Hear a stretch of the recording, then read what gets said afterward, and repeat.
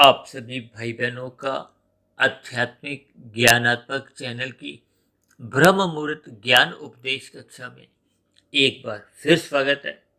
आज की चर्चा का विषय है प्रकाश, धुंध और अंधकार, जिसका हमने संबंध, प्रकाश का संबंध देखिए सतोगुण से है, धुंध का संबंध रजोगुण से है और अंधकार का संबंध तमोगुण से है।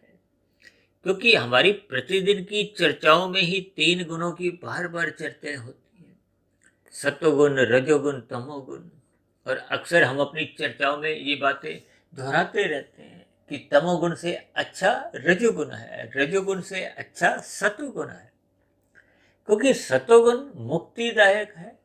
इसलिए इसको देखिए हमने प्रकाश से जोड़ा है। अब प्रकाश में ही आपको हमें एक वस्तुएं रखी हुई नजर आती है। शाम को जब अंधकार में स्थितियां होती हैं, सूरज अस्त हो जाता है, तकनीकी रूप से तो सूर्य देखिए बना रहता है, लेकिन पृथ्वी गोल है, अपनी सतह पे परिक्रमा करती है। और सूर्य की भी परिक्रमा ये एक साल में करती है, तो उससे विभिन्न ऋतुएं बनती हैं। और अपनी ही धुरी पे जो ये घूमती है, उससे ये दिन रात की परिस्थितियां बनती हैं। अक्सर इन सभी बातों को हम कहीं ना कहीं किसी न किसी अंश में लिखते रहते हैं, क्योंकि हमारी चर्चाओं में बार बार कहा जाता है प्रकाश, धुंध और अंधकार। तो इसलिए आज हमने वीडियो का नाम ही देखिए सत्वगुण से एक तीर दिखाते हुए प्रकाश की ओर हमने इशारा किया है। इसी तरह रजोगुणी जो गुण है उसको हमने एक धुंध के साथ जोड़ा है और तमोगुण को हमने अंधकार के साथ जोड़ा है, ताकि इन तीन स्थितियों का, गुणों का संबंध आपको में समझ में आ जाए। चर्चा को थोड़ी आगे बढ़ाने से पहले आप सर्दियों के दिनों में अक्सर जब धुंध होती है, तो धुंध की यादों में थोड़ा आप अपने आप को लेके जाइए कि धुंध में आपको में अधिक दूरी का नजर नहीं आता, और शाम को बिना प्रकाश किए आपको हमें अंधकार में भी नजर नहीं आता। देखिए अंधकार में तो आपको हमें पास रखी हुई चीज भी नजर नहीं आती, पदार्थ भी नजर नहीं आता, जबकि धुंध में आपको कुछ नजर आता है, धुंधला धुंधला। देखिए धुंध शब्द धुंधला से भी बना है, एक कमजोरी से भी आप कह सकते हो। कमजोरी क्योंकि प्रकाश की है, एक सही स्थिति नहीं होती। धुंध में जब भी हम कभी गाड़ी चलाते हैं तो अधिक रफ्तार से चलाने पे दुर्घटनाएं होती। लेकिन ये सभी स्थितियां मैं इसलिए समझा रहा हूं ताकि ये जो गुणों का खेल है, भगवान श्री कृष्ण जी ने गीता में बार बार इन तीन गुणों की चर्चा की। और मैं तो बार बार आप सभी भाई बहनों से भी विनती करता रहता हूँ कि गीता को बार बार पढ़ो, उसको समझो। मात्र रखने से या एक साधारण स्तर पर पढ़ने से कोई विशेष आपके मेरे जीवन में परिवर्तन नहीं आता। यानी कि शास्त्रों को आपको हमें समझना है, उनको अपने जीवन में ढालना है, क्योंकि शास्त्र कोई भी हो, चाहे वो गीता हो, वेद हो, पुराण हो, उपनिषद हो, दर्शन शास्त्र हो, या देखिए सत्संग की जहाँ कहीं भी कोई चर्चा हो रही हो, चाहे हमारी वीडियो हो या किसी अन्य वक्ता की कोई वीडियो हो, किसी का लेख हो, ये सभी स्थितियां एक ज्ञानमय स्थितियां हैं। बिना ज्ञान के तो आपकी हमारी कोई गति ही नहीं है। इसीलिए तो अनादि काल से जितनी भी आत्माएं, देखिए आत्माएं तो पहली बात निश्चित है, क्योंकि ये जन्म मरण से रहित है, अजर अमर है। ये सभी स्थितियां अक्सर हम देखिए सामान्य स्तर पे तो समझते हैं, लेकिन इनको तर्कपूर्वक यथार्थ रूप से इनके वास्तविक ज्ञान को हम समझ नहीं पाते। बस मिला हुआ जीवन है यूं ही एक साधारण मनुष्य का पाप पुण्य की गलियों में बीत जाता है। लेकिन हम बार बार कहते रहते हैं ये रजोगुण और तमोगुण बंधनदायक है, शास्त्रों में बार बार कहा गया। इसीलिए तो कहा गया सत्वगुण की प्रशंसा करो। देखिए प्रशंसा किस लिए? ताकि हम उससे जुड़े। जुड़ने से ही आपका हमारी देखिए एक ज्ञान में स्थिति बनती है। अब आप समझो कि जब आत्मा स्वयं ही ज्ञान स्वरूप है तो फिर ऐसी स्थिति में तो आपको में सत्संग की कोई जरूरत ही नहीं। इसका अभिप्राय क्या है कि हम सभी की जो एक कारण शरीर की स्थितियां हैं वो अलग अलग अनादिकाल से बन चुकी हैं। क्यों बन चुकी हैं? जबकि आत्मा तो देखिए चेतन तत्व है, ज्ञान स्वरूप है। ये जो माया है, ये माया देखिए जड़ है, और इस जड़ के अभिप्राय देखिए यंत्र से भी लिया जाता है, ये 3 गुणों से लिया जाता है, और ये 3 गुणों की स्थितियां अलग अलग हैं। इसी पे ही अब प्रतिदिन देखिए पिछले लगभग 4.5 वर्षों से इन पर कितनी ही वीडियो बना चुकी है, क्योंकि शास्त्रों में देखिए मनुष्य योनि का ही महत्व है। ये ज्ञान की चर्चाएं आपके हमारे लिए हैं, किसी पशु के लिए, पक्षी के लिए, कीड़े मकोड़े, कीट पतंगे, पेड़ पौधों के लिए तो नहीं है, क्योंकि वो सभी भले ही आत्मा है लेकिन वो एक अचेत स्थिति में है, या यूं को कि उनकी आत्मा पर अज्ञानता का एक आवरण आ चुका हुआ है। देखिए एक आत्मा है मायातीत की स्थिति में। मायातीत की स्थिति का अभिप्राय अब उसका प्रकृति के 3 गुणों से बंधन समाप्त हो जाता है। इसलिए कहा जाता है ना, मनुष्य योनि में साधना करते करते, इस साधना के लिए भगवान श्री कृष्ण जी ने गीता में 3 योग बताए हैं, कर्म योग, ज्ञान योग, भक्ति योग। और ये जो 3 गुणों की स्थितियां हैं ये कर्म फल सिद्धांत से संबंध रखती है। देखिए हम इन सभी स्थितियों पर अलग अलग तो पहले ही कितने ही वीडियो बना चुके हैं। ये तो परमात्मा की प्रेरणा से जब जब कोई नए शब्द एक नए रूप में मुझे मिलते हैं तो फिर मैं कोई वीडियो का नाम रखते हुए उसका एक डिजाइन बनाते हुए, ताकि हम अपनी प्रतिदिन की चर्चा में एक निरंतर स्थिति बनाए रखें, हम परमात्मा से जुड़े रहें। अन्यथा देखिए यदि हम सत्वगुण का संग करना छोड़ देंगे, अक्सर कुछ मनुष्यों को मेरे से ऐसी भी शिकायत बनी रहती है, वो कहते हैं जी आपकी तो इतनी अधिक वीडियो बन चुकी हैं तो फिर नई वीडियो बनाने का तो कोई औचित्य ही नहीं। बात उनकी भी देखिए तर्क संगत है, लेकिन प्रकृति के देखिए ये 3 गुण हैं, सत्वगुण, रजोगुण और तमोगुण। इन 3 गुणों के प्रवाह को आप और हम रोक नहीं सकते। देखिए यदि हम सत्वगुण का संग करते हैं तो अच्छी बात है, लेकिन रजोगुण से भी हम पूर्ण रूप से बच नहीं सकते। इनको बचने के लिए ही तो आपके हमारे ये जीवन में साधना की स्थितियां बताई गई हैं, कर्म योग, ज्ञान योग, भक्ति योग। और जब तक मनुष्य योग में स्थित नहीं होता, देखिए योग का यथार्थ अभिप्राय क्या है। हालांकि योग दर्शन में इन सभी स्थितियों पर विशेष प्रकाश डाला गया है। देखिए योग का अभिप्राय आत्मा और परमात्मा के संबंध से है, जब आत्मा परमात्मा की ओर सम्मुख होती है। लेकिन सम्मुख तो तभी होगी ना जब वो ज्ञान स्वरूप स्थिति में होगी। यदि उसका ज्ञान ढक जाएगा, ढकता किससे है? तमोगुण से और रजोगुण से। देखिए तमोगुण अंधकार में स्थिति है। अब उदाहरण के लिए देखिए हमने सब भाई बहनों ने अपने जीवन में कितने ही रंग भरे होंगे, और ड्राइंग के विषय में तो कितने ही कागजों पे कुछ ना कुछ रंग भरते। अब सफेद के ऊपर जब हम काला रंग भरते हैं तो वो एकदम अपना असर दिखाता है। और ये जो हम रजोगुण को देखिए धुंध की स्थिति से या थोड़ा रंगीन से हम दिखाते हैं। देखिए ये कोई शास्त्रों में स्थितियां लिखी नहीं, ये तो हमने अपने मन के मुताबिक जैसे जैसे शास्त्रों की शब्दों के अर्थ होते हैं उन अर्थों पर सही सही प्रकाश डालने के लिए, क्योंकि रजोगुण का अभिप्राय संसार से है, 5 भोग्य विषयों से है। ये 5 भोग्य विषय आपके हमारे क्या हैं? गंध, रस, रूप, स्पर्श और शब्द। क्योंकि आपका हमारा जो एक शरीर है वो देखिए पृथ्वी, जल, अग्नि, वायु, आकाश का बना है। शास्त्रों में देखिए इन 5 तत्वों को और इसके जो सूक्ष्म भूत हैं, गंध, रस, रूप, स्पर्श और शब्द, ये भोग विषय हैं। इनको देखिए तामसी कहा गया। यानी कि आपका हमारा स्थूल शरीर जो पृथ्वी, जल, अग्नि, वायु, आकाश का बने, सबके ही इससे बने। देखिए जो मायातीत तो महापुरुष भी हुए हैं उनके शरीर भी इन्हीं 5 तत्वों के ही बने हैं।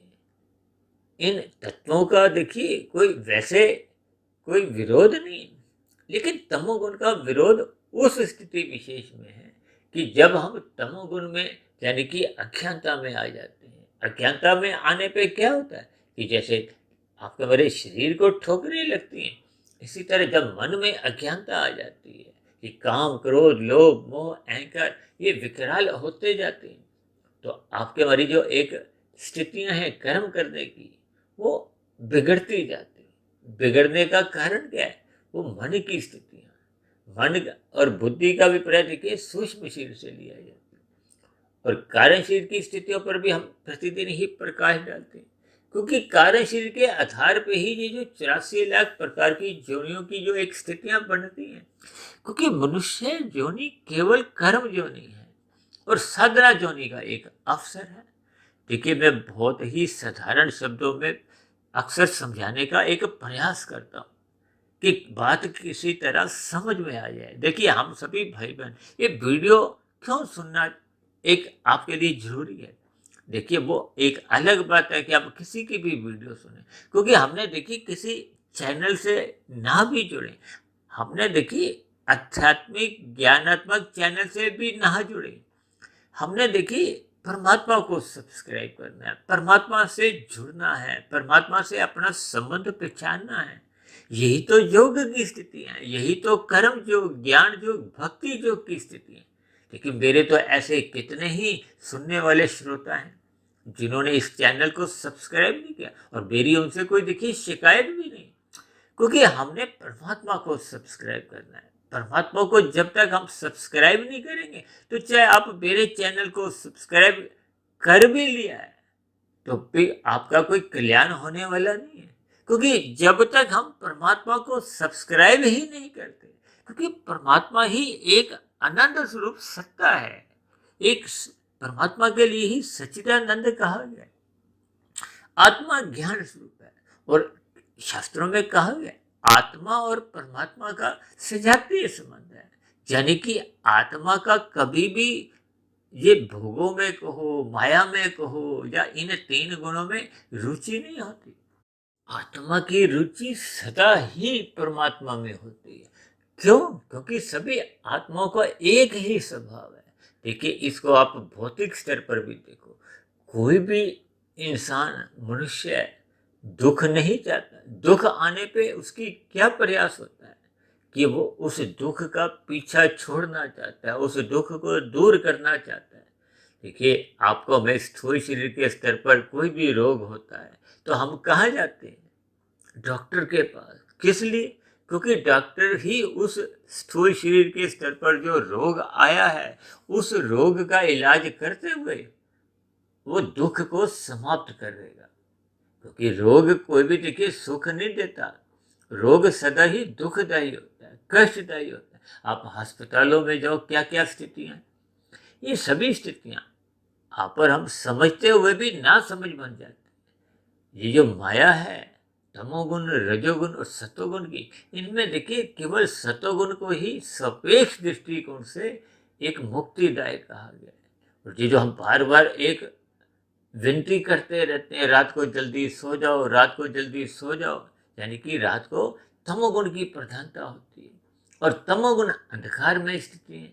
अंधकार को एक मोहनात्मक स्थितियों से भी जोड़ा जाता है। जब मोह वासनाएं कहो, विषय भोगों की वासनाएं आपको में आकर्षित करती हैं, ये सभी स्थितियां देखिए प्रकृति के गुणों का प्रभाव है। इसलिए तो शास्त्रों में कहा गया है कि आपको में रात को जब घोर तमोगुण की स्थितियां होती हैं, उस स्थिति विशेष में सो जाना चाहिए। और जागना कब चाहिए? जब तमोगुण के बाद एक सत्वगुण की स्थितियां आती हैं। उन सत्वगुण में भी क्योंकि 3 स्थितियां होती हैं, देखिए, एक गुजरे हुए तमोगुण से प्रभावित होगा, तो वो सत्वगुण प्रधान होते हुए भी वो जो गुजरा हुआ तमोगुण की स्थितियां थी, वो सत्वगुण को सही सही स्थिति में रख नहीं पाती। लेकिन अगली स्थिति क्या आती है? सूर्य निकलने से पूर्व के जो 2 घंटे 40 मिनट की स्थिति है, उसको शास्त्रों में देखिए तकनीकी रूप से, सैद्धांतिक रूप से ब्रह्म मुहूर्त कहा गया है, अमृत बेला कहा गया है। देखिए, ब्रह्म कहो, अमृत कहो, ये सब एक ही बात है, क्योंकि ये सतोगुण की एक शुद्धतम अवस्था तकनीकी रूप से इसलिए मानी गई है क्योंकि आने वाला तीसरा गुण क्या है? रजोगुण। रजोगुण का अभिप्राय देखिए क्रियाओं से होता है। ये जो हम भागदौड़ करते हैं, ये सब राशि स्थिति है, संसार से जोड़ा जाता है, संसारी गतिविधियां आरंभ हो जाती हैं। संसार में हम किस कारण से गतिविधियां करते हैं? क्योंकि हमारा लक्ष्य होता है संसारी 5 भोग्य विषयों को भोगे। ये भोग्य विषय के, ये स्थूल शरीर की ही एक कमजोरी है, क्योंकि स्थूल शरीर का निर्माण ही उन विषय भोगों के कारण हुआ। देखिए, आपका हमारा जो जन्म हुआ था वो माता के गर्भ में जो 9 माह 9 दिन की जो एक गर्भाकाल की स्थिति थी, अभी कुछ दिन पहले हमने देखी, इस पर भी कुछ चर्चा रखी थी। ये सभी स्थितियों को आपको में ज्ञान पूर्वक समझना चाहिए। ये बातें जब तक हम ज्ञान पूर्वक समझते नहीं, तब तक आपकी हमारी अज्ञानता समाप्त नहीं होती। देखिए, सत्संग का अभिप्राय, सतोगुण का अभिप्राय क्या है? क्योंकि ये आपकी हमारी एक अज्ञानता समाप्त करती है। जैसे हम शाम को जैसे ही अंधकार में स्थितियां बनती हैं, तो हम अपने घरों में बल्ब ट्यूब किस लिए जलाते हैं? ताकि आपके हमारे कमरे में प्रकाश में स्थितियां हों, क्योंकि प्रकाश में ही आपको में सूझता है क्या काम करेंगे, रसोई में, ड्राइंग रूम में या बेडरूम में, जो भी काम है। देखिए, ये सभी स्थितियां बिना प्रकाश के संभव ही नहीं है। और जब कभी देखिए, आज तो मैं दिल्ली में रहता हूँ, अब तो दिल्ली में लाइट जाती नहीं। जब 15, 20, 25 वर्ष पहले कुछ लाइट जाती थी, तो लोग टॉर्च से, मोमबत्ती से, दिया से, जनरेटर से, यानी कि किसी भी साधन से हम प्रकाश करते हैं, क्योंकि अंधकार में आपको में ठोकरें लगती हैं।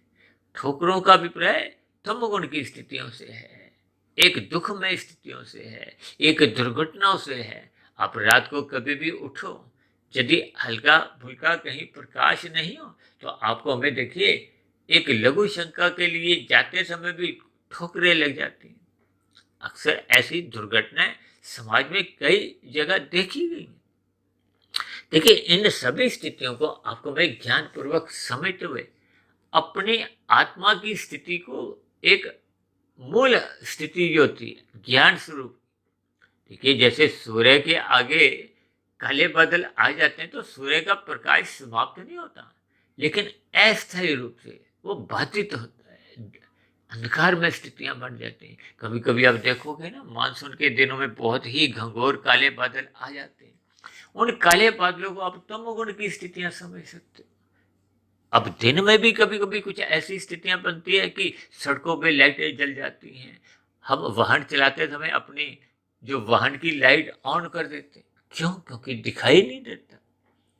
यानी कि प्रकाश में रहना, ये प्रकाश को आप सुख से जोड़ सकते हो, अंधकार को आप दुख से जोड़ सकते हो, और इन दोनों के बीच की जो एक स्थिति है वो धुंधली स्थिति है। धुंध में देखिए आपको में अधिक दूरी का नजर नहीं आता। इसका अभिप्राय क्या है कि जो कर्म मनुष्य रजोगुण में रहते हुए करते हैं, वो देखिए अपने स्वयं के हित के लिए ही करते हैं, क्योंकि स्वयं का हित तो उनको नजर आता है। जब उनको अपने परिवार का एक सुख नजर आता है, तब ऐसी स्थितियों में उसको अपने पड़ोसियों का हित नजर नहीं आता। जब पड़ोसियों का हित नजर नहीं आता, तो फिर उसको शहर के दूसरे लोगों का हित नजर नहीं आता, फिर अपने देश का हित नजर नहीं आता, फिर संसार में प्रकृति के वातावरण में उसके कारण क्या क्या स्थितियां बनती हैं, तो वहां तक तो उसकी बुद्धि काम ही नहीं करती। देखिए, ये मैं कदम बाय कदम, यानी स्टेप बाय स्टेप आपको कुछ बातें इसलिए समझा रहा हूँ, क्योंकि आज कलयुग चल रहा है। कलयुग में एक साधारण मनुष्य स्वार्थी बनता जा रहा है। किस कारण? भोगों के कारण। अक्सर मैं एक उदाहरण देता हूँ ना, कि हमारे आपके पास देखिए 1000 रुपए रखे हुए हैं, और हमने खाने पूरे जीवन में 100 रुपए, 100 रुपए खाने हैं, 1000 रुपए रखे हुए हैं, फिर भी अज्ञानतावश, धुंधले ज्ञान के कारण या अज्ञानता के कारण को, यानी कि रजोगुण में या तमोगुण की स्थितियों में मनुष्य हाय तौबा करता हुआ, छल कपट ठगी हेरा फेरियां करता हुआ, वो 1 लाख कमाने के लिए कितने ही पाप कर्म करता है। अब क्योंकि हम मनुष्य योनि में हैं, आपके हमारे द्वारा किया गया छोटे से छोटा पाप कर्मों का भी कर्माशय बनता है। और मनुष्य योनि का तो देखिए, आपके हमारे शरीर की मृत्यु आएगी, मेरी भी मृत्यु आएगी, आपकी भी आएगी। आज तक जितने भी मनुष्य आए हैं, कोई 100 वर्ष में चले गया, कोई 80 वर्ष में चले गया, कोई ऐसा तो नहीं कोई हजारों वर्षों से वो अभी तक जिंदा हो। देखिए 80 85 90 95 वर्ष की आयु पहुंचते पहुंचते भी आपका हमारा शरीर एक झुलस जाता है, एक नीरस सा हो जाता है। वो ना तो कर्म कर पाता है, ना साधना कर पाता है, ना ही भोग कर पाता है। देखिए जब हम भोग भी नहीं कर पाते, साधना भी नहीं कर सकते, तो फिर वो मनुष्य जीवन किसी काम का नहीं है। देखिए ये एक साधारण शब्दों में इस बात को हमें समझनी होगी। देखिए ये कोई शास्त्रों की, मैं कोई सैद्धांतिक बातों को बहुत ही सरल शब्दों में समझाने का एक प्रयास कर, इसलिए तो हमने देखिए सत्वगुण के साथ प्रकाश जोड़ा है, क्योंकि प्रकाश आने से ही आपको में नजर आता है। भले ही आपकी हमारी आंखें तो देखिए अंधकार में भी सही सलामत है, स्वस्थ है, लेकिन फिर भी वो रखी हुई वस्तुओं पर जब तक प्रकाश नहीं होता, कहते हैं ना, ये जो हम पुस्तकें पढ़ते हैं उसमें शब्दों का जो ज्ञान हम पढ़ते हैं, देखिए भौतिक ज्ञान हो चाहे आध्यात्मिक ज्ञान हो, शब्दों द्वारा ही हम सुनते भी हैं और पढ़ते भी हैं।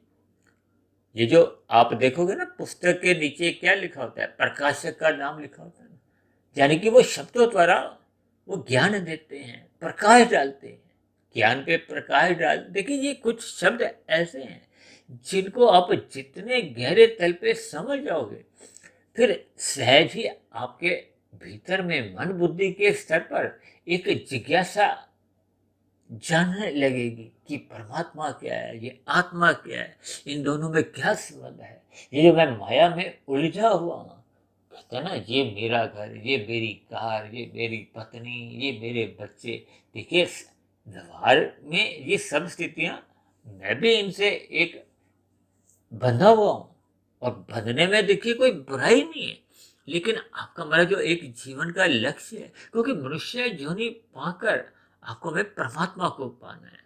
क्योंकि भौतिक जगत में भी देखिए अज्ञानी मनुष्य भी दुख नहीं चाहता, कोई पागल से पागल भी होगा। देखिए शास्त्रों में तमोगुणी को मूढ़ कहा गया है। मूढ़ को देखिए हिंदी में एक पागलपन ही कहा जाता है, मूर्ख कहा जाता है। भले ही ये शब्द प्रथम दृष्टिकोण में आपको में अच्छे नहीं लगते, मुझे बोलने में भी अच्छे नहीं लगते और लोगों को सुनने में भी अच्छे नहीं लगते, लेकिन ये एक सच्चाई है। जब जब हम तामसी बनते जाते हैं, आज मनुष्य देखिए शराब का सेवन करता है, मांसाहार भोजन का सेवन करने लगा। अब मांसाहार भोजन का सेवन करने में भले ही कोई अपराध नहीं है, कानूनी कोई आपको हमें दंड नहीं मिलता, लेकिन शास्त्र जब आपको हमें मना करते हैं, शास्त्रों में आपका हमारा भोजन क्या है, वनस्पति। भले ही वनस्पति भी एक योनि है, जो मनुष्य मांसाहार भोजन का सेवन करता है वो भी एक जीव है, वनस्पति भी जीव है, लेकिन शास्त्र आपको में वनस्पति के लिए अनुमति देते हैं। लेकिन मांसाहारी भोजन करने वाले जो मनुष्य हैं, वो इन बातों को कोई महत्व ही नहीं देते। क्यों? क्योंकि उनका सतोगुण कमजोर है, उनके मन बुद्धि के स्तर पर अज्ञानता रूपी काले बादल छाए हुए हैं, जिसके फलस्वरूप उनको सही गलत की पहचान नहीं है। देखिए शास्त्रों में साफ साफ कहा गया है, विधि विधान द्वारा ये विहित कर्म आप कर सकते हो। वो साधारण राशि कर्म भी हो सकते हैं, विशेष प्रकार के प्रोपकार के कार्य भी होते हैं। देखिए जब हम सकाम भाव से कोई भी कर्म करते हैं, तमोगुण में रहते हुए, रजोगुण में रहते हुए या सत्वगुण में रहते हुए, ये सभी स्थितियां कर्मफल सिद्धांत के अंतर्गत आपका बड़ा भविष्य तय करते हैं। भविष्य का अभिप्राय देखिए मनुष्य योनि के मरने के बाद की जो एक स्थिति है। अब मुझे ध्यान आया, तकरीबन 3 साढ़े 3 वर्ष पहले हमने एक वीडियो बनाया था, वो भी 3 घंटे का था, मनुष्य के मरने के बाद का अगला जन्म, जिसको अक्सर एक साधारण मनुष्य ने कोई खुशी से उसको सुना नहीं, और लगभग 90% लोगों ने तो आधा अधूरा ही सुना, क्योंकि बहुत बड़ा वीडियो था। भले ही लोग देखिए 3 3 घंटे की फिल्म देखते हैं, मैच भी देखिए 5 5 6 6 8 8 घंटे देखते हैं, धारावाहिक भी देखिए प्रतिदिन ही 2 2 साल 5 5 साल उनसे जुड़े रहते हैं, जो कि काल्पनिक घटनाओं पे ही आधारित है, लेकिन ज्ञान की बातें सुनना पसंद नहीं करते क्योंकि उनकी रुचि किसमें है। जबकि शास्त्रों में तो कहा गया है, सतोगुण की प्रशंसा करो, रजोगुण के प्रति उदासीन रहो। लेकिन मनुष्य रजोगुण के प्रति ही उत्साहित रहता है, उदासीन नहीं रहता। उदासीन किसके प्रति रहता है? इन सात्विक वीडियो के प्रति, सत्वगुण के प्रति, परमात्मा के प्रति, आत्मा के प्रति। ये जो माया के 3 गुण हैं, इनको जानने का प्रयास ही नहीं करता। भले ही हम आपके हमारे जीवन में देखिए, ये 3 गुण एक क्रम में अनादि काल से चलते आ रहे हैं। ऐसा नहीं कि ये गुण केवल कल युग में ही चलना आरंभ हुए, ये तो सतयुग में भी आने का यही क्रम था, त्रेता युग में, द्वापर युग में, और कलयुग के बाद फिर जब सतयुग आएगा, क्योंकि ये तो एक युगों का एक समय है। अब 4,32,000 वर्ष का ये कलयुग है, और उसमें तो अभी देखिए 5,120-25 वर्ष ही बीते, शेष समय तो अभी आना बाकी है। ये जब समय समाप्त होगा तो फिर सतयुग आएगा, फिर त्रेता, फिर द्वापर, फिर कलयुग। ये सभी स्थितियां देखिए, इन पर भी हमने अलग अलग वीडियो बनाई है। देखिए, इन सभी स्थितियों को आपको में ज्ञानपूर्वक समझना होगा। आपका मेरा लाभ किसमें है? सतोगुण में जुड़ने से, प्रकाश में स्थिति से। देखिए, हम भौतिक स्तर पर भी अपने बच्चों को क्यों पढ़ाते लिखाते हैं? अन्यथा हम उनको पढ़ाने लिखाने, देखिए अब प्ले स्कूल में कितनी भारी रकम हम खर्च करते हैं, फिर उसके बाद प्राइमरी कक्षा की क्लासें हैं, फिर हाई स्कूल है, फिर कॉलेज है, फिर बड़े बड़े संस्थानों में भी भेजते हैं धन कमाने के लिए। यानी कि भौतिक ज्ञान के लिए तो हम कितना ही धन लगाते हैं, समय लगाते हैं, जबकि आध्यात्मिक ज्ञान की में देखिए हम चाहते हैं कि 5-10 मिनट की ही कोई वीडियो सुनकर आपको हमें पूर्ण ज्ञान हो जाए। देखिए, ये सभी स्थितियां मैं इसलिए समझा रहा हूं क्योंकि ये सब स्थितियां ही आपको में बांधती हैं। किसमें? रजोगुण से, संसार से। ये रजोगुण ही आपका मेरा एक बंधनदायक स्थिति है, धुंधली स्थिति है, और धुंध में आपको में दूरी का नजर नहीं आता। दूरी का अभिप्राय देखिए, भविष्य में क्या क्या स्थितियां बनेगी। ये स्थूल शरीर की मृत्यु तो एक दिन आ जाएगी, तो उस मरने के बाद की जो एक स्थितियां होंगी, वो एक बड़ा भविष्य है। इसको मैं देखिए वर्तमान मिले हुए जीवन को छोटा भविष्य कहता हूँ। हम बड़े भविष्य के लिए कोई निवेश नहीं करते, छोटे भविष्य के लिए तो हम देखिए प्रॉपर्टियां खरीदते हैं, शेयर में पैसा लगा रहे हैं, एफडी बना रहे हैं। देखिए, ये बहुत ही एक साधारण स्थिति है, लेकिन मनुष्य इन पर कोई विचार नहीं करता। विचार इसलिए नहीं कर पाता क्योंकि वो सात्विक स्थिति में नहीं है, वो राजसी स्थिति में है। अब राजसी स्थिति में तो आपको में अधिक दूरी का नजर नहीं आता। अब सतोगुण तो देखिए दूर है। देखिए, शास्त्रों में कहा गया ना, तमोगुण से 10 गुना अच्छा रजोगुण है, रजोगुण से 10 गुना अच्छा सतोगुण है। इसी को मैं देखिए अंकों से समझाता हूँ। तमोगुण को 1, रजोगुण को 10 और सतोगुण को 100। 1 और 10 तो देखिए पड़ोसी हैं, पास पास हैं, एक ही गली में रहते हैं। इसीलिए तो कहा जाता है राजसी और तामसी मनुष्य, इनका सत्संग कमजोर होता है। राजसी मनुष्य भले ही सत्संग करते हुए दिखाई देते हैं, लेकिन उनका मन किसमें होता है? विषय भोगों में, परिवार में, या स्वयं में, सुखों में। ये सुख गए 5, जिसको मैं सरल शब्दों में कहता हूँ ना, सुख, सुविधा, स्वाद, सम्मान, सत्ता में सुख होता है। ये 5 विषय भोग आपके मेरे स्थूल शरीर की कमजोरी है। इन सभी स्थितियों पर देखिए शास्त्रों में भी माना गया है कि ये इंद्रिय दोष है। लेकिन इन इंद्रियों को देखिए, 5 जो ज्ञानेंद्रिय जिससे हम सुख भोगते हैं, नाक, जिह्वा, आंख, त्वचा, कान, और हाथ, पैर, वाणी, लिंग, बुद्धा, ये 5 कर्मेंद्रिय। लेकिन ये अपने आप में स्वतंत्र नहीं है, इनके ऊपर तो मन है। मन की स्वीकृति मिलने पे ही ये ज्ञानेंद्रिय और कर्मेंद्रिय अपनी हरकत में आती है, क्रियाएं करती है। और मन के ऊपर भी देखिए बुद्धि तत्व है। इसलिए तो भगवान श्री कृष्ण जी ने गीता में इन 5 घोड़ों को विषयों से जोड़ा है, उनकी लगाम को मन से संबोधित किया, और लगाम को अपने हाथ में रख के यही एक उपदेश दिया कि हमें गुरु की आज्ञा में रहना है, परमात्मा की स्मुखता करनी है, शास्त्रों के अनुसार अपनी दिनचर्या व्यवस्थित रखनी है। यानी कि कुल मिलाकर, क्योंकि बुद्धि को ही सही गलत की पहचान है, लाभ हानि की पहचान है, मन को पहचान नहीं है। मन तो देखिए एक रसगुल्ला खाता है, फिर दूसरा भी खाता है, तीसरा भी खाता है, वो तब तक खाता है यानी कि विषय भोगों में तब तक वो लिप्त रहता है जब तक कोई एक स्थूल शरीर के स्तर पर रोग नहीं आए। जबकि बुद्धि उसको समझाती है कि ये अधिक रसगुल्ले आपका पेट खराब करेंगे, आपको रोग होंगे। आज समाज में कितने ही स्थूल शरीर के स्तर पर रोग हो जाते हैं। तो इन रोगों को कारण आपके मेरे अपर्यादित विषय भोग ही होते हैं। इन पर भी देखिए, हमने एक बार वीडियो बनाया था ना, स्वस्थ स्थूल शरीर की कसौटी। वो भी लगभग 1 घंटे का था। उसमें वात कफ पित्त, जिस पर अक्सर ये आयुर्वेदिक डॉक्टर इलाज करते हैं, इन सभी स्थितियों को हम जितना जितना ज्ञान पूर्वक समझेंगे, ज्ञान का अभिप्राय सत्वगुण से है, गुरु से है, शास्त्र से है, परमात्मा से है, ताकि आपका हमारा कारण शरीर शुद्ध हो। देखिए, जब तक ज्ञान टिकता नहीं है, टिकना कहाँ है उसने, कारण शरीर में। देखिए, स्थूल शरीर के स्तर पर यदि हम बेमन से सत्संग करते हैं, भले ही बेमन से किया गया सत्संग का भी कोई शास्त्रों में विरोध नहीं है, उसकी भी प्रशंसा की गई है। क्योंकि जैसे बच्चा रोते धोते आरंभिक कक्षाओं में जाता है, फिर धीरे धीरे उसका मन लग जाता है।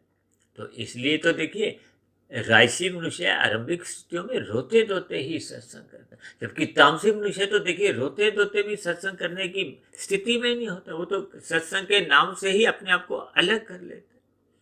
लेकिन जैसे जैसे राजसी मनुष्य को बात समझ में आती है, क्योंकि राजसी सुख जितने भी हैं ये देर सवेर दुख देते हैं, और दुख में परमात्मा की सुमुखता सहज ही बनने लगती है।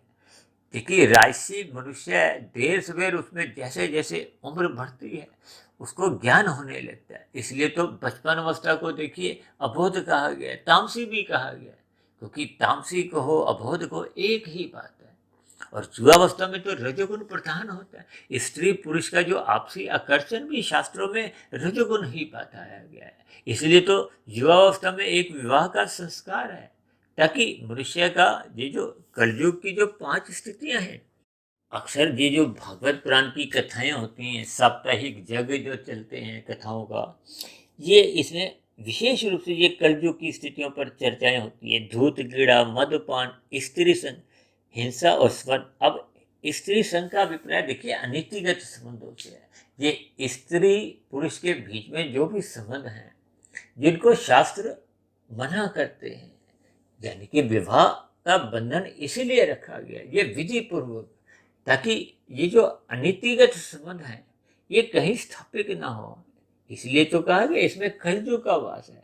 भले ही देखिए न्यायालयों द्वारा कुछ इस पर अलग अलग टिप्पणियां आ जाती हैं, लेकिन शास्त्रों में जो जो स्थितियां समझाई गई हैं, आपका हमारा कर्माशय कहो, संस्कार कहो, और मरने के बाद की जो एक स्थिति है वो शास्त्रों के अनुसार ही बनती है। इन सभी स्थितियों पर आपको मैं चिंतन करते हुए अपनी राजसी स्थितियों को एक सत्वगुण की लगाम से ठीक वैसे ही नियंत्रण में रखना होगा, जैसा उपदेश भगवान श्री कृष्ण जी ने गीता में अर्जुन के 5 जो घोड़े हैं जो रजोगुण की ओर भागते हैं। और जब मनुष्य रजोगुण की ओर भागने लगता है, आवारागर्दी करने लगता है, तो फिर वो तमोगुण में गिर जाता है, क्योंकि राजसी विषय भोग मनुष्य को प्रमाद में ले आते हैं। प्रमाद में गिरते गिरते मनुष्य उनका व्यसनी बन जाता है, लोलुपता जागने लगती है, असक्ति जागने लगती है। ये असक्ति, व्यसनी, ये सब स्थितियां मनुष्य को देर सवेर आलस्य में, तमोगुण में गिराती हैं। मनुष्य का फिर देखिए ये जो प्रमाद की स्थितियों में सत्संग की बातें, परमात्मा के विषय सुनने में कोई रुचि नहीं रहती, अच्छे में नहीं लगते। ये सभी स्थितियों को आपको मैं ज्ञान पूर्वक अपने वर्तमान जीवन में इनको समझना होगा। इसलिए तो कहते हैं ना, सर्दियों में जब धुंध होती है तो सूर्य का प्रकाश आने का हम इंतजार करते हैं, ताकि वो धुंध छट जाए, आपको में जो दूर की स्थितियां हैं उसका बोध होने लगे, ताकि आपका हमारा वाहन सही गति से चल सके। देखिए, सही गति से चलने का अभिप्राय रजोगुण की जो एक 5 भोग्य विषयों की स्थिति है, ये एक मर्यादा में रहनी चाहिए। ये सभी स्थितियों के देखिए अलग अलग भावार्थ है। अब सुबह इस समय देखिए ब्रह्म मुहूर्त की स्थिति है, अंधकार में स्थिति है। अब जैसे जैसे सूर्य का प्रकाश आएगा तो ये अंधकार समाप्त हो जाएगा। अब अंधकार समाप्त होने का अभिप्राय क्या है कि ये भी देखिए प्रकाश मतलब सत्वगुण का है, यानी कि सत्वगुण मुक्तिदायक है। ये रजोगुण और तमोगुण को एक ठीक ठाक करता है, तमोगुण को जड़ से समाप्त करता है तभी तो प्रकाश रहता है। देखिए, प्रकाश के सामने अंधकार तो खड़ा हो ही नहीं सकता। यानी कि जब हम सत्संग करते हैं, ज्ञानमय स्थितियों में अपने आप को स्थित कर लेते हैं, तो अज्ञानता समाप्त हो जाती है। देखिए, हम तकनीकी रूप से, सैद्धांतिक रूप से तो हम ज्ञान स्वरूप है, लेकिन ये जो हमने अनादिकाल से विषय भोगों का अमर्यादित संग कर कर अपनी आत्मा के प्रकाश को, ज्ञान को हमने धुंधला कर दिया है, कमजोर कर दिया है, अज्ञानता में आ गए, तभी तो फिर परमात्मा से विमुखता होने लगती है। लेकिन जब 50% से अधिक आत्मा का प्रकाश जाग जाएगा, तो तराजू का पलड़ा परमात्मा की ओर झुकेगा। ये परमात्मा की ओर यदि आपका हमारा मन नहीं लगता, तो इसका अभिप्राय आपको हमें समझ लेना चाहिए कि आपकी हमारी आत्मा 50% से अधिक संसार में झुकी हुई है, यानी कि वो आवृत है रजोगुण और तमोगुण से। देखिए, ये सभी स्थितियां आपके हमारे कारण शरीर में बनी रहती हैं संस्कारों के रूप में, लेकिन इनका बोध कब होता है? जब मन बुद्धि में इनके जो फुरने आते हैं, विचार आते हैं, ये फुरने को हो, विचार को हो, तरंगे को हो, यही मन बुद्धि फिर आपके स्थूल शरीर की जो कर्मेंद्रियां, ज्ञानेंद्रियां हैं, उनको फिर नए नए कर्म करवाती है, नए नए भोग करवाती है। अक्सर हमने देखी, इस पर भी बहुत वीडियो बनाएंगे कि कारण शरीर, सूक्ष्म शरीर और स्थूल शरीर के संबंध के ऊपर।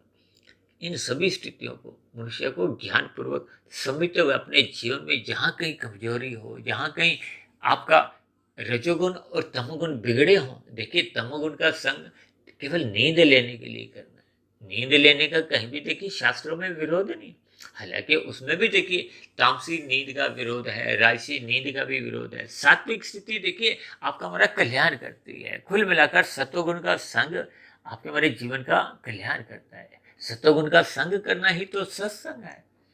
देखिए, शास्त्रों में तो यहाँ तक भी कहीं कहीं लिखा हुआ है कि जो मनुष्य सत्संग नहीं करता, तो उसके जीवन में पशु वृत्तियां भड़कने लगती हैं। ये पशु वृत्तियां क्या है? फिर मनुष्य को तमोगुण में गिराती है, और आपका मेरा पाप कर्म हुआ, कर्माशय बढ़ने से तो फिर मरने के बाद पुनः मनुष्य जोनि भी नहीं मिलती, क्योंकि मनुष्य जोनि तो तभी मिलती है जब संचित कर्मों में, पुण्य कर्मों की कम से कम 50% या अधिक की स्थिति हो। यदि पाप कर्म 50% से अधिक हो गई, 80%, 90%, तो फिर मनुष्य को देखिए मरने के बाद, भले ही हम देखिए एक शुभ यात्रा पे अक्सर कह देते हैं कि उस अमुक अमुक व्यक्ति का स्वर्गवास हो गया है, लेकिन शास्त्रों में तो आपके हमारे कर्मों की स्थितियां देखी जाती है। हालांकि कारण शरीर में जैसी जैसी स्थितियां होती हैं, मेरा तो अपना एक व्यक्तिगत एक विचार है कि मनुष्य मरता तभी है जब उसका अगला जन्म निश्चित हो जाता है। यानी कि ये जो हम मरने के बाद की जितने भी क्रियाकलाप अंतिम संस्कार की करते हैं, उससे पूर्व ही उस आत्मा विशेष का जिस जोनि में भी जाना होता है, वो चली जाती है। देखिए, ये मेरे कुछ विचार व्यक्तिगत हैं, हालांकि ये सभी स्थितियां पर मैंने मनुष्य के मरने के बाद का अगला जन्म पर कुछ उदाहरणों द्वारा तर्क संगत स्थितियों पर स्थित करते हुए कुछ समझाने का प्रयास किया था। तो इसलिए तो वो वीडियो बहुत लंबी बन गई थी। इन सभी स्थितियों पर आपको हमें चिंतन करते हुए इन धुंधली स्थिति से और अज्ञानता की स्थिति से आपको हमें ऊपर उठते हुए सत्संग करना है, प्रकाश में स्थिति बनानी है, ताकि मनुष्य जोनि में आपके हमारी साधना आरंभ हो, आध्यात्मिक उन्नति के दरवाजे खुलते जाएं। ये आध्यात्मिक उन्नति के दरवाजे खुलने का अभिप्राय निष्काम कर्मों से है, कर्म योग, ज्ञान योग, भक्ति योग की स्थितियों से। क्योंकि मनुष्य योनि में हम भौतिक उन्नति जितनी भी कर ले, चाहे धार्मिक धर्मानुसार भी करें, वो मरने के साथ ही समाप्त समझी जाती है। जबकि आध्यात्मिक उन्नति हम जितनी भी कर लेते हैं, एक तो आध्यात्मिक उन्नति करने वाले को पुनः मनुष्य जो नहीं मिलती है, संस्कारी माता पिता मिलते हैं, गुरुजनों का संग मिलता है। किस लिए? ताकि वो जो आगे की उसकी आध्यात्मिक उन्नति जो रह गई है, उस पर वो पुनः लग जाए, और पुनः उस आध्यात्मिक उन्नति पर लगते लगते एक दिन ऐसी स्थिति आ जाती है जब आपके हमारे कारण शरीर पूर्ण रूप से शुद्ध हो जाता है, अज्ञानता के भोगों के यानी कि बुरे संस्कार दग्ध बीज हो जाते हैं, तो फिर आत्मा का एक मायातीत की स्थिति समझी जाती है। यानी कि फिर कारण शरीर शुद्ध होने पे और स्थूल शरीर तो देखिए बिना प्रयासों के सबके ही मरते आए हैं। जैसे ही स्थूल शरीर मर जाता है तो फिर नए जन्म का कारण ही नहीं है, कारण शरीर शुद्ध हो गया, समाप्त हो गया। तो फिर ऐसी स्थिति में वो मायातीत की स्थिति समझी जाती है, आध्यात्मिक शरीर की प्राप्ति होती है, मोक्ष की स्थिति को हो, आनंद की स्थिति को, यानी कि आत्मा परमात्मा के सानिध्य में फिर वो लंबे काल के लिए आनंदमय स्थिति में विचरण करती है। तो ऐसी सभी शुभ स्थितियां आपके हमारे जीवन में तभी बनना आरंभ होती हैं जब हम अपने मिले हुए जीवन में प्रकाशमय स्थिति उत्पन्न करते हैं, सत्वगुण का संग करते हैं, रात को जल्दी सोने लगते हैं, सुबह ब्रह्म मुहूर्त में उठकर अपना ज्ञान बढ़ाते हैं, सात्विक स्थिति मजबूत करते हैं, ताकि सात्विक स्थिति मजबूत होने पे ये जो दिन में रजोगुण की स्थितियां होती हैं फिर मनुष्य इनमें फिसलता नहीं है, गिरता नहीं है, यानी कि फिर वो तमोगुण में तो एक पापकर्म होने का उसका प्रश्न ही नहीं होता। इन सभी स्थितियों पर आपको हमें चिंतन करते हुए अपनी ज्ञान में स्थिति बनानी होगी। यही मनुष्य जीवन की एक सफलता है, जीवन की सार्थकता है। इन्हीं शब्दों के साथ चर्चा विशेष को अब यही विश्राम देते हैं।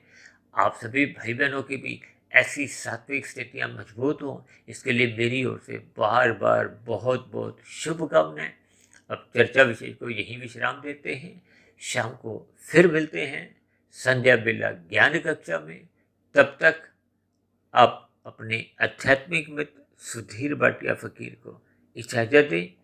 फिर भी वीडियो संबंधित आपके मन में कोई प्रश्न उछल रहे हों, कोई मेरी कही गई बातें आपको अच्छी नहीं लगी हों, यानी कि मेरी कही गई बातों पर आपको कोई आपत्ति हो, शिकायत हो, तो आपके प्रश्नों के साथ साथ आपके सुझावों का और शिकायतों का नीचे दिए गए कमेंट्स बॉक्स पर सदा ही स्वागत है।